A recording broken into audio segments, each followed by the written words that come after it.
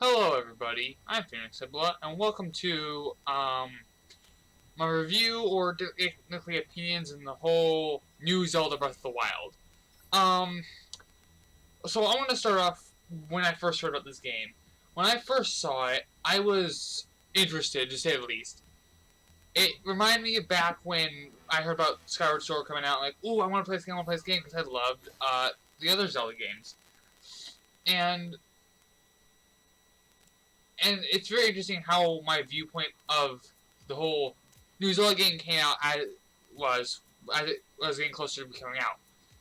Because of how many years it took, I matured a lot, but my hype for the game didn't disappear. Um, how do I put this? I was very excited still, like everyone else. I was hyped for this game, but now that the game has come out, how do I put this? I still am very excited for this game. I haven't even played it yet, and I'm still super hyped. Which is really hard to do for a game. Usually when a game gets hyped the heck, like, for example, No Man's Sky, it usually tends to not be as good as people were expecting it. But here's probably why it got so good. And it got so hyped, yet it was still a good game. I'm going to talk over that first, right here. Because Nintendo didn't lie. They said what it was going to be. They said how the game was going to come out, and that's what you got. You got what you came for, what they said. They didn't cut you. They didn't skimp on anything. They didn't say, oh, this and this and this, and then not make it so. Not what Hello Games did, where they lied about what their game was going to be. No, Nintendo was serious, and that's probably one of the reasons why this type of a game is still good, and why those people who say it was overhyped are not really having played the game, or are just being butthurt Sony fanboys, which a lot of them, to be frank, are. Because of the whole Horizon Zero. And I haven't really looked into much Horizon Zero, but I can just tell by looking at it that it looks like a fun game. I'm not going to deny that. Horizon Zero looks like to me it's a great game. But Breath of the Wild just does it so much better for an open world game. And that's another thing people are very upset about, it being another open world game. Like, oh, open world game. No. No, no, no, no. This is different. It really is. It's hard to explain how different it is, but I'll try my best. First of all, you're not restricted. The tutorial area is what you have to worry about, and the news go for everyone. The waypoint system, it's not like everywhere. It's like there isn't like a waypoint to every single location you go to. There's only in certain locations. Only the shrines and towers have waypoints, and because of how large the world is, you still gotta walk quite a distance to get to the location, and that's good. It makes it feel like it's real. The weapon breaking system. That's a very controversial topic right there. Personally, I like the weapon durability system. I haven't played the game though, so I can't give a proper viewpoint on it, but from what I've gotten from my buddy, Ryan, sorry, I forgot his name for a second there, Ryan, he says that the weapon breaking system actually seems pretty cool, because, and in defense of the whole weapon breaking system, you get so many items. All the enemies are dropped items. It's ridiculous to complain about the weapon breaking system as much as people do. Especially in the case of Jim Position, which I'll talk about in a bit.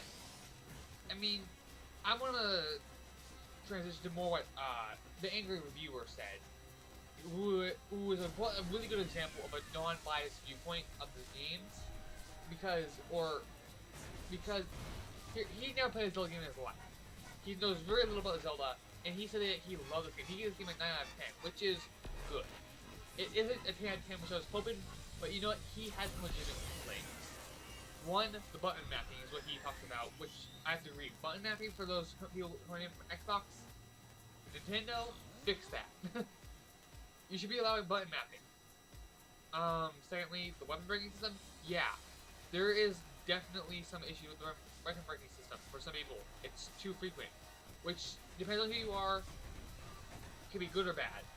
For some people who are more casual players, they might not be too much annoyed by the weapon breaking system because casual players aren't gonna cling on to certain items as much. I don't think.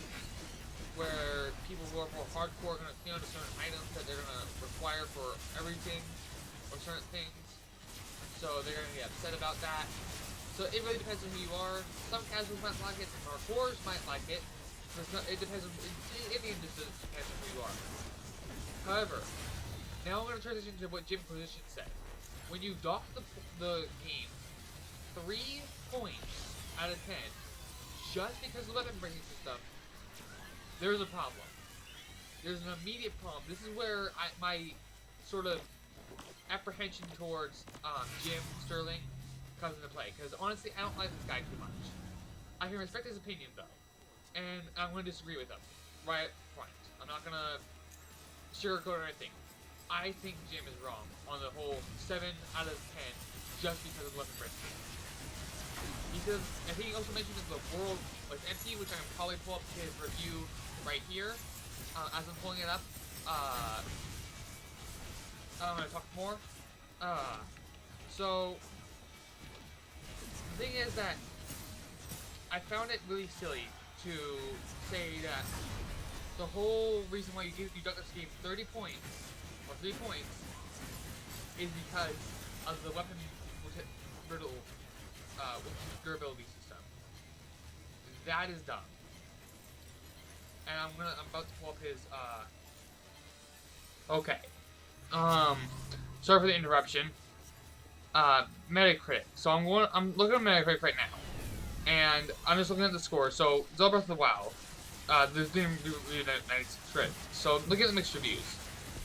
So, first, before I go into Jim Sterling's right away though, however, like I was going to, we gotta remember those people who were battering Jim Sterling for getting this bad review.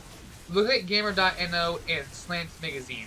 They both gave this game 6s out of 10s, which I'm gonna look at the reviews later, but for now I'm just looking at Jim Sterling. So looking at the full review, I remember reading it before, I just can't remember what exactly it said, but he said that basically this game tries really hard to make you hate it, which I find a bit dumb.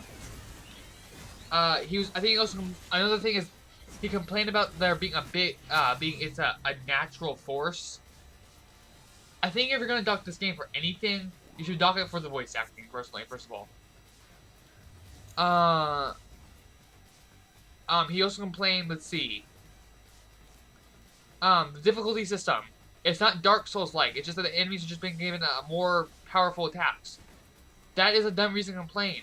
Enemies being able to hit you and deal massive amount of damage makes sense to me. Especially with these massive enemies with these massive weapons.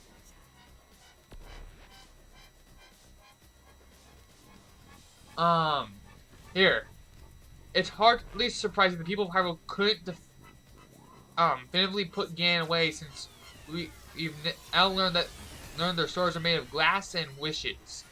Weapons break in Legend of Zelda Breath of the Wild. They break a lot, to the point where it starts to look absolutely pathetic, to the point where you wonder why every blacksmith in the world hasn't been fired or thrown in jail for gross incompetence. This is one of the reasons why I don't like Jim Sterling. His absolute negativity towards everything. He says, weapon durability systems are never fun, and Zelda goes out of its way to make it excruciating as it possibly can. I disagree. But that's about his weapon durability system talking. He also said that the dungeons, the mini dungeons, the shrines, break immersion. I found that probably one of the stupidest things to complain about. I'm sorry, Jim, but that is the dumbest thing I've ever heard you say. And you've said some pretty dumb things from what I've seen. To say that the dungeons break the immersion, you're completely missing the point.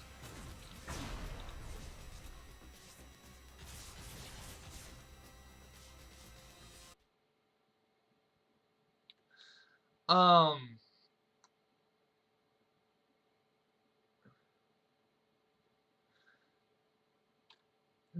he does say some good things about the survival system, which is got very little complaints you can at all.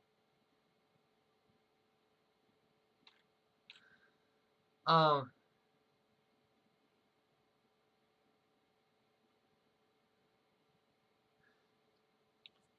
um,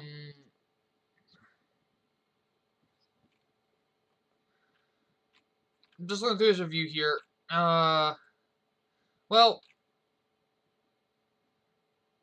in the end,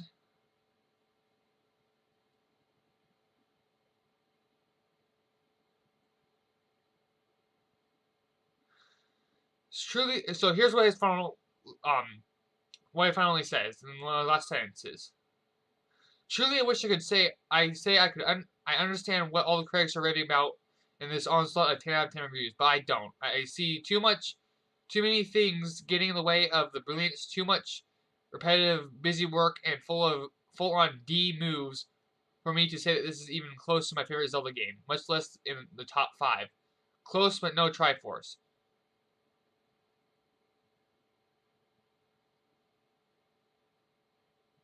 Also, it has Ubisoft-style radio towers in it. Really dreary, long, climby ones. No, go figure. I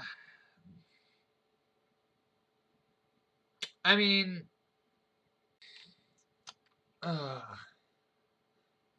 looking at so I'm just trying to think about how to explain this. I can understand some of the complaints here, but the number of reasons, but to give it a 7 out of 10 just does not seem right. But there's nothing else I can do about it. I'm just gonna say I disagree with Jim Sterling, but he has his own opinions. And guys, for those of you who are beating him up, who are being very mean, in fact, here's a featured comment on here: "Drink bleach, you fat miserable c word." Guys, seriously, I disagree with him too.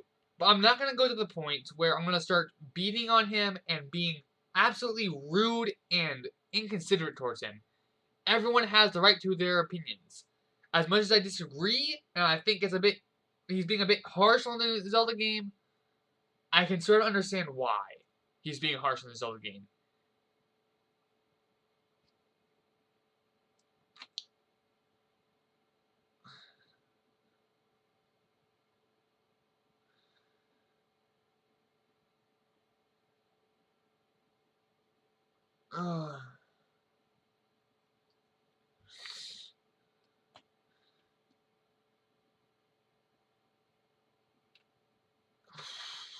Just